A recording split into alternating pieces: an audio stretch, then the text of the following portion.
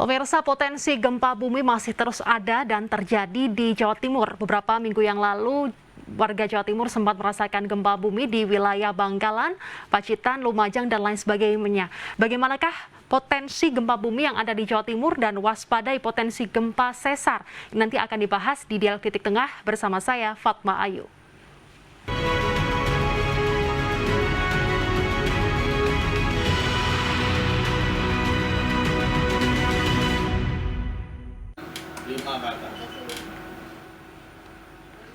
Gempa bumi dengan kekuatan 4,4 skala Richter telah mengguncang wilayah Surabaya dan Madura pada awal bulan Desember tahun 2021.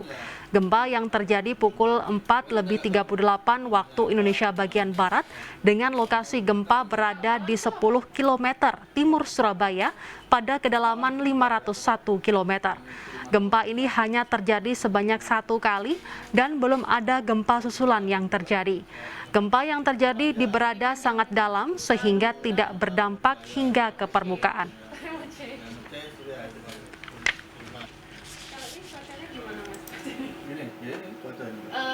Januari atau Februari sampai Februari. Kalau sekarang ini kan sudah masuk musim penghujan ya, jadi seluruh. Pemirsa, Anda menyaksikan Dialog Titik Tengah kali ini membahas terkait dengan waspadai potensi gempa sesar dan sudah terhubung melalui sambungan Zoom yakni peneliti mitigasi bencana ITS Pak Amin Widodo. Selamat siang Pak Amin. Selamat siang. Baik Pak Amin, bisa dijelaskan Pak bagaimana potensi gempa yang ada di Jawa Timur saat ini seperti apa nih Pak? Oh, jadi kalau kita lihat dari peta kebencanaan di Jawa Timur terkait dengan kegempaan tadi, memang Jawa Timur termasuk yang berpotensi dengan adanya gempa. Baik disebabkan oleh adanya tumbukan lempeng di bagian selatan maupun oleh adanya besar yang melintasi di tengah pulau Jawa Timur. Jadi ada dua potensi itu tadi ya, kemungkinan seperti tadi. Cuman tadi saya mungkin mau mengomentari dari kegempaan yang tadi kedalamannya sampai 500 itu. Sebetulnya beberapa hari yang lalu itu terjadi gempa juga ya 4,1 di situ, kedalamannya sangat dangkal. Jadi 10 km. Jadi mestinya ini yang mestinya perlu kita bahas. Kalau 500 kilo itu sekali dan kita tidak pernah lakukan. Tapi kalau yang di 10 kilo termasuk yang dangkal nanti itu bisa sangat mempengaruhi kita. Pak, ini berarti ada gempa bumi bisa terjadi karena lempeng dan juga di sesar ini. Penjelasannya seperti apa Pak? Lempeng yang ada di Jawa Timur ini memang cukup banyak dan sesar ini juga ada ratusan seperti itu. Istilahnya bukan lempeng itu banyak, bukan. Jadi di Jawa itu ditumbuk oleh lempeng Indo Australia. Jadi di sepanjang selatan Jawa Tengah, kita jauh, sekitar jaraknya sekitar 200 km dari pantai selatan nanti. Jadi di sana ada lempeng Samudra India Australia itu masuk menyusup di bawah. Jadi sepanjang waktu menyusup tadi, di sepanjang susupan itu terjadi kegempaan tadi. Jadi dari 0 km sampai 500 km tadi. Ya. Jadi di sepanjang itu terjadi. Oke, dan untuk sesar sendiri seperti apa ini Pak? Karena dorongan tadi juga bisa menimbulkan sesar, juga arahnya sama, jadi arah barat timur juga. Jadi kalau di Jawa Timur itu ada sesar Wonorejo yang ada di daerah Banyuwangi, bagian utara, kemudian ada sesar Probolinggo, ada di Probolinggo, ada sesar Pasuruan, ada sesar Surabaya, sesar Waru, kemudian ada sesar di Cepu dan lain sebagainya. Jadi ini sangat panjang, jadi hampir sama dengan di daerah selatan ini. Dan ini termasuk sesar yang aktif. Aktif itu artinya di sepanjang sejarah adanya manusia ya pernah terjadi gempa. Gitu. Di titik-titik di garis tadi. Oke, Pak, potensi gempa terutama yang ada di sesar, yang ada di Jawa Timur, ini seperti apa Pak? Apakah untuk tahun ini atau 2022 sudah diprediksi sesar akan lebih aktif lagi dengan kekuatan berapa skala Richter dan lain sebagainya? Seperti apa Pak penjelasannya? Nah, jadi karena sesar itu kejadiannya di kedalaman tanah tadi, jadi ya kita semua nggak tahu akan terjadi kapan, itu sampai sekarang memang tidak tahu. Karena semua orang kan tidak tahu apa yang terjadi di kedalaman 1 meter lah di bawah. Kita pun kan tidak belum tahu, tidak akan pernah bisa tahu. Tapi karena ini kedalamannya sampai 10 kilo, bahkan sampai 500 kilo, jadi kita tidak tahu apakah akan terjadi besok atau yang akan datang, maka kita menyebutnya potensi tadi. Nah, jadi kalau pernah terjadi suatu gempa di situ, ya kita harus belajar dari gempa yang pernah terjadi di situ, yang terbesar yang pernah terjadi di situ. Ya. Apakah ada siklus-siklus tertentu yang dimungkinkan terjadi, Pak? Seperti misalnya di daerah Banten kemarin juga sempat terjadi gempa dan harus diwaspadai adanya siklus tertentu sehingga ini bisa berpotensi terjadi tsunami. Seperti apa penjelasannya ini nanti akan dibahas di segmen berikutnya. Pemirsa jangan kemana-mana, kami akan segera kembali usai jeda.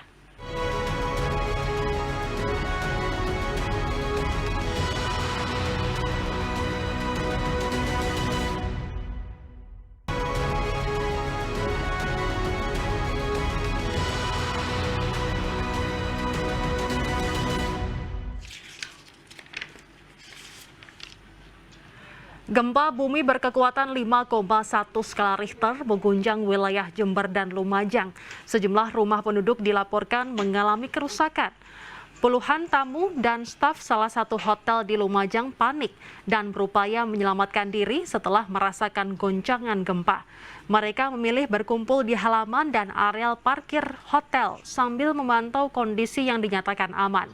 Gempa terjadi sekitar pukul 6:02 waktu Indonesia bagian Barat. Guncangan gempa dirasakan selama hampir 6 detik. Sementara itu, akibat gempa, sejumlah rumah warga di Desa Sumberrejo dan Sabrang, Kecamatan Ambulu, Jember, dilaporkan rusak parah, sebagian di antaranya roboh.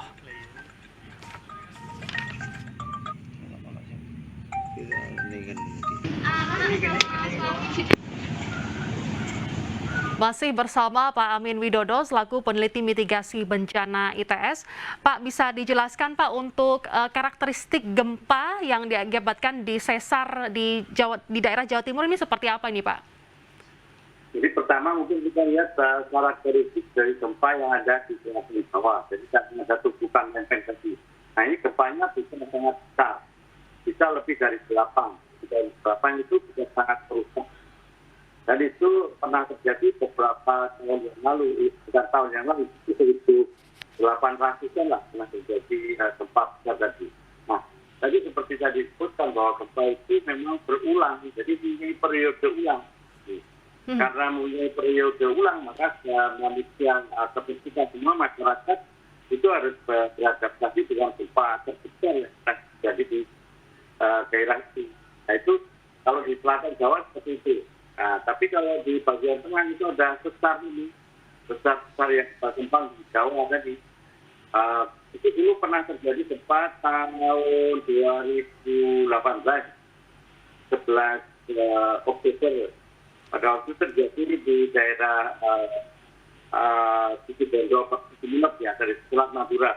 Itu gempanya 6,4. Nah, 6,4 itu yang cukup besar. Jadi itu mestinya semua orang harus beradaptasi dengan gempa terbesar itu tadi.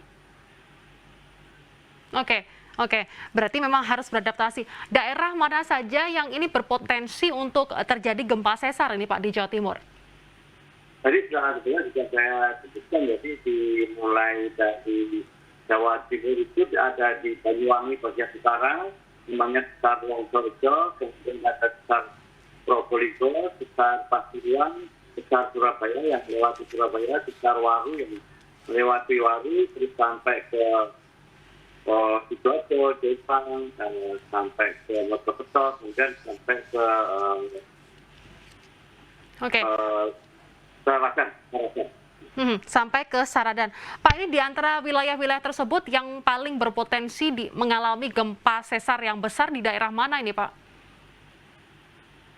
Jadi kalau makanya saya ngomongnya berdasarkan sejarah, makanya di daerah itu yang pernah terjadi besar itu ya tadi di Saradan, kemudian terjadi di Mojokerto pernah, jadi kemudian terjadi di daerah Sumeneb pernah. Jadi itu hal-hal yang harus kita perhatikan. Jadi itu gempanya sampai kalau kerusakannya sampai 8 itu skalanya sekitar 6 sampai 7.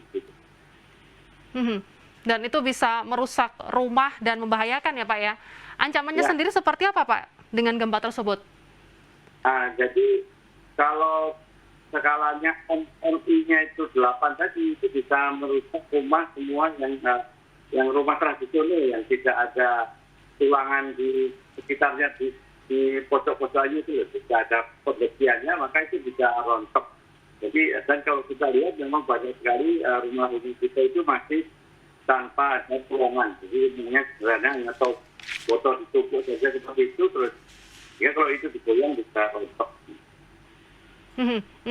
Pak, kita juga sempat merasakan gempa beberapa minggu lalu yang ada di Madura, lalu juga ada di Pacitan dan ada di Lumajang maupun di Jember nih juga terjadi. Walaupun yang ada di gempa di Madura ini sekitar 4,1, lalu juga yang ada di Pacitan kemarin gempa terjadi sekitar 2 magnitudo atau 2,8 skala Richter. Ini apakah ada hubungannya Pak di beberapa hari terakhir ini terjadi gempa yang ada di Jawa Timur, apakah ada hubungannya Pak? Jadi kalau kita dari yang belajar terkait dengan gempa tadi ini sangat kita harus mengumumkan hal ini. Jadi beberapa negara itu kalau mau terjadi gempa besar, terjadi kumpulan gempa, mungkin dalam waktu periode berbulan-bulan itu gempanya sering terjadi. Sehingga itu mengkhawatirkan akan terjadi gempa yang lebih besar. Hal ini pernah terjadi di daerah di Yogyakarta pada waktu itu. Jadi tahun 2005 itu gempanya sangat banyak, terus per bulannya sangat banyak. Sehingga pada waktu di 2006 itu terjadi gempa besar yang pernah terjadi di Jogja kemarin itu, 2006 itu. Jadi kita sangat mengkhawatirkan terjadi frekuensi gempa yang terus menerus tadi. Oke, berarti ini juga berpotensi begitu akan ada gempa yang besar begitu Pak? Ya, misalnya kita harus melihat gempa yang terbesar yang pernah terjadi. Ya. Misalnya di tengah Jawa, di sesar tadi sekitar 6 ya, semua orang harus menyiapkan diri gempa 6. Jadi rumah kita juga harus menyiapkan gempa 6. Oke, Pak, apakah ini beberapa kali gempa yang terjadi di daerah Jawa Timur, apakah bisa dikatakan ini nanti akan terjadi potensi gempa bumi di daerah sesar atau yang ada di lempeng, dan bagaimana potensi tsunami yang ada di Jawa Timur, apakah ini juga masih cenderung tetap ada potensi yang cukup besar?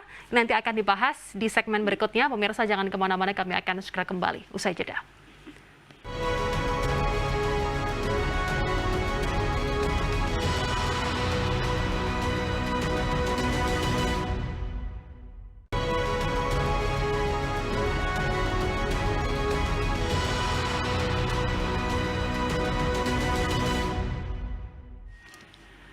Baik, saya langsung saja ke Pak Amin. Pak Amin, di press release sebelumnya bahwa BMKG dan juga BPBD, terutama BPBD menyebutkan bahwa ada potensi gempa bumi yang besar dan juga ada ancaman tsunami di daerah Pacitan dengan ketinggian 28 meter. Apakah ini sudah ada perkembangan Pak untuk penelitian? Apakah itu bisa diinformasikan kepada masyarakat terkait dengan perkembangan berita itu Pak? Kalau kita lihat di masyarakat khususnya di Pacitan, nah mereka memang sudah lama disiapkan untuk menghadapi itu. Jadi masyarakatnya sudah disiapkan, pemerintahnya juga sudah disiapkan. Jadi misalnya satunya mereka sudah menanam mangrove dan pohon-pohon di sepanjang pantai tadi agar nanti bisa meredam terkait dengan tsunami tadi. Dan kita lihat juga mereka sudah sering di media disebutkan kalau mereka sering berlatih terkait dengan kalau terjadi gempa dan tsunami mereka harus kemana. Itu mereka sudah latihan. Jadi ini yang perlu diketahui bahwa tidak hanya dipastikan sebetulnya. Jadi di sepanjang kabupaten di Jawa Timur itu semuanya yang di selatan Jawa itu semua berpotensi terkena tsunami juga. Oke, di daerah mana saja Pak bisa disebutkan daerah mana saja yang berpotensi terjadinya tsunami di Jawa Timur? Jadi Pacitan, sebagainya Trenggalek, Tulungagung, kemudian Blitar, kemudian Lumajang, Malang, Lumajang, sampai Banyuwangi. Banyuwangi. Jadi 8 kabupaten ini semuanya berpotensi dan itu lebih dari 10 meter, ada yang 20 meter tadi sekitar itu. Jadi mereka semua ini kabupaten yang ada ini masyarakat ada yang di pantai menyiapkan dengan gempa yang besar dan tsunami yang tadi akan melanda mereka. Dan mereka sudah berpengalaman untuk menghadapi tsunami ini tahun 1994 pernah terjadi. Apakah ada siklus-siklus tersendiri Pak yang harus dipahami oleh masyarakat jika tahun 1994 ini pernah terjadi tsunami sehingga harus waspada dan lain sebagainya? Apakah ada siklus-siklus tertentu yang harus dipahami oleh masyarakat Pak? Nah, jadi kalau tadi ada gempa besar selama lebih dari 20 detik dan kita tidak bisa besar, itu artinya kita tidak bisa berdiri dengan normal, kita berdiri di lompat-lompatkan kebijakan, maka itu adalah gempa besar dan berpotensi tsunami. Maka kita punya waktu 20 menit untuk lari dari pantai, menjauh dari pantai, dan mencari tempat tinggi minimal 20 meter. Nah, jadi masyarakat harus belajar ini, memang harus demikian. Oke, dan harus memahami hal itu. Apakah mitigasi bencana yang dilakukan oleh pemerintah dan juga warga setempat ini sudah cukup baik Pak hingga tahun ini Pak? Jadi semua memang harus ditingkatkan, karena dari budaya yang selama ini hanya pasrah menerima tadi terus menjadi budaya mitigasi, nah itu memang butuh waktu yang panjang dan harus terus menerus. Jadi ini menjadi bagian dari refleks mereka. Oh, ini ada gempa ini, maka tahu kemana harus pergi. Oke, Pak, resiko bencana terutama gempa bumi dan juga tsunami, apakah sudah dihitung dengan baik oleh pemerintah sehingga untuk ancaman, kerentanan dan juga kapasitas ini memang harus dipahami dan juga dilakukan sebaik-baiknya agar tidak timbul korban jiwa maupun kerusakan yang lebih besar lagi. Bagaimana Pak untuk perkembangan dan juga kemajuan adanya resiko yang sudah diukur oleh pihak pemerintah dan juga masyarakat? Jadi seingat saya itu risiko sudah dihitung oleh setiap daerah, tadi sudah mulai angka-angka tertentu dan mereka selalu berusaha untuk mengurangi risiko tadi. Cuman risiko tadi berdasarkan berbagai macam bencana ini. Kalau terkait dengan gempa memang masih sedikit lah untuk upaya pengurangan.